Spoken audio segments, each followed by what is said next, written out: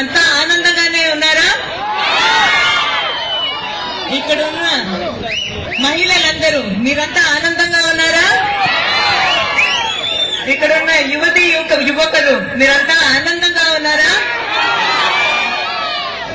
మీ అందరిలో ఆనందం ఉత్సాహం చూస్తూ ఉంటే నేను తెలుగుదేశం పార్టీ గత 5 సంవత్సరాల్లో చేసిన కార్యక్రమాల గురించి కొంచెం మాట్లాడాలి.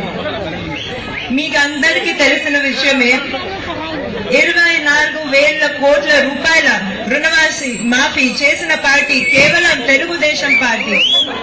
భారతదేశంలో ఏ పార్టీ ఇటువంటి రుణమాఫీ చేయలేదు.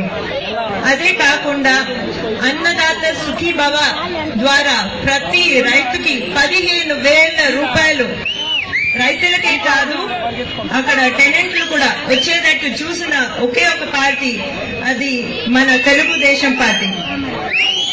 ఇప్పుడు మహిళల గురించి మాట్లాడాలంటే పసుపు కుంకుమ ఇచ్చి మహిళలందరూ ఆర్థికంగా ఒక మంచి స్థితిలో ఉండేటట్టు చూసిన పార్టీ కేవలం మన తెలుగుదేశం పార్టీ. ఇది మన పార్టీ మళ్లీ పవర్ లోకి వస్తే రాబోయే 5 సంవత్సరాలు కూడా పసుపు కుంకుమ అనే యాక్టివిటీ ఇంకా చేయటం జరుగుతుంది. అదే కాదు ఇప్పుడు మనం చూసుకుంటే చంద్రన్న బీమా కూడా ఎవరికైనా అకస్మాత్తుగా యాక్సిడెంట్ అయ్యి వాళ్ళు మరణిస్తే వాళ్ళకి 5 లక్షల రూపాయలు ఇవ్వడం జరుగుతుంది. అదే కాకుండా న్యాచురల్ డెత్ అయితే 2 లక్షల రూపాయలు ఇవ్వడం జరుగుతుంది. దీన్ని కూడా మనం వచ్చే 5 సంవత్సరంలో ఇంకా పెద్ద స్థాయిలో ముందుకు తీసుకెళ్తాము. 5 లక్షల రూపాయలు ఏదైతే ఉందో దాన్ని 10 లక్షల రూపాయలకి ఎక్కువ చేయడం జరుగుతుంది. 2 లక్షల రూపాయలు కూడా పెంచడం జరుగుతుంది. అదే కాకుండా ఇప్పుడు మన అన్న క్యాంటీన్ అనేది చంద్రబాబు నాయుడు గారు మొదలు పెట్టారు.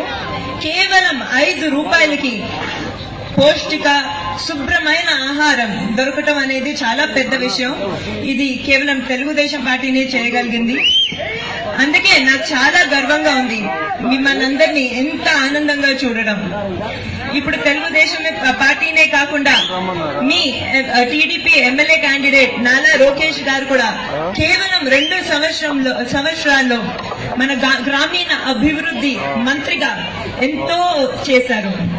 ఇప్పుడే మేడం గారు చెప్పినట్టు 24,000 కిలోమీటర్ల సీసీ రోడ్లు కూడా వేయటం జరిగింది. ఈ గ్రామంలో కూడా వేయటం జరిగింది. అక్కడక్కడ నేను కొన్ని ప్రాబ్లమ్లు చూస్తున్నాను, అది కూడా చేస్తాం మేము ఎలక్ట్ అయిన తర్వాత.